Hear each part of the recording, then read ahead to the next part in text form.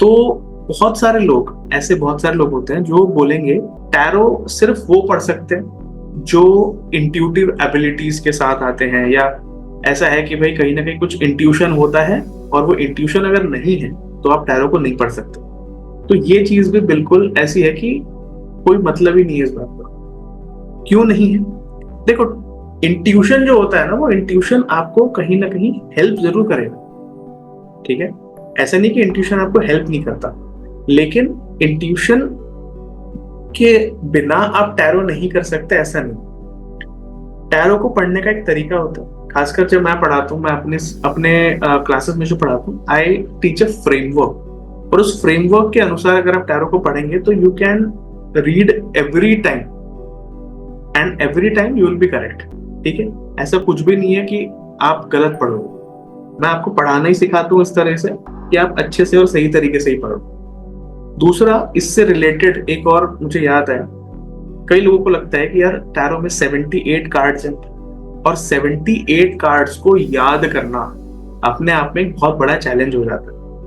तो I understand कि हाँ, 78 कार्ड्स को अगर कोई याद करने बैठे तो it will be a challenge, but मैं आपको कहता हूँ कि आपको याद करने की जरूरत ही नहीं, because you actually do not have to remember. जो आपका टैरो का डेक होता है, पूरे के पूरे डेक में ना कुछ कॉमनैलिटीज है, बहुत अच्छी कॉमनैलिटीज है, और अगर आप उन चीजों को समझ जाते हैं तो हम बिल्कुल अच्छी तरीके से टैरो को पढ़ सकते हैं। फॉर एग्जाम्पल, मैं कहता हूँ कि एक 3 स्टेप मेथड इनिशियली आप लगा सकते हैं जब आप बिल्कुल भी न्यू है।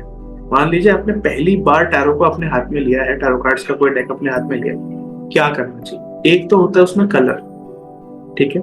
अगर आपको कलर्स और उनके मीनिंग्स पता है तो आप कलर्स को देखकर ही प्रेडिक्ट कर सकते हो। दूसरा होता है कि बैकग्राउंड। हर एक टैरो के कार्ड में ना इमेज होती है, एक इमेज होती है, सामने कुछ सिंबल्स होते हैं और कुछ बैकग्राउंड में चीजें होती हैं। तो फोरग्राउंड और बैकग्राउंड आप दोनों को देख लो।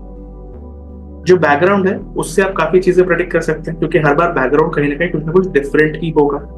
और उसके बाद जो फोरग्राउंड है, उस फोरग्राउंड को आप जब उसके सिंबल्स को, उसकी कुछ चीजें होंगी उसके हाथ में, या कोई का पर्सन है तो उसके हाथ में कुछ चीजें होंगी, कोई और चीजें होंगी, जो भी चीज है उन चीजों को आप पकड़ के अगर बराबर से करेंगे तो बहुत अच्छे से होगा। इसके अलावा अगर आपको एलिमेंट्स वगैरह पता है तो आपकी रीडिंग और बढ़िया हो जाती है, बिकॉज जैसे ही टैरो कार्ड्स के आप एलिमेंट्स को पढ़ना शुरू कर देते हैं, आपकी रीडिंग का लेवल बढ़ना शुरू हो जाता है। उसके बाद अगर आपको और अच्छा करना है, आप थोड़ी सी न्यूमरोलॉजी ऐड कर लीजिए। थोड़ा सा अगर आपको न्यूमरोलॉजी का हल्का फुल्का भी ज्ञान हो जाए तो टैरो को आप बहुत ही बढ़िया तरीके से पढ़ सकते हैं।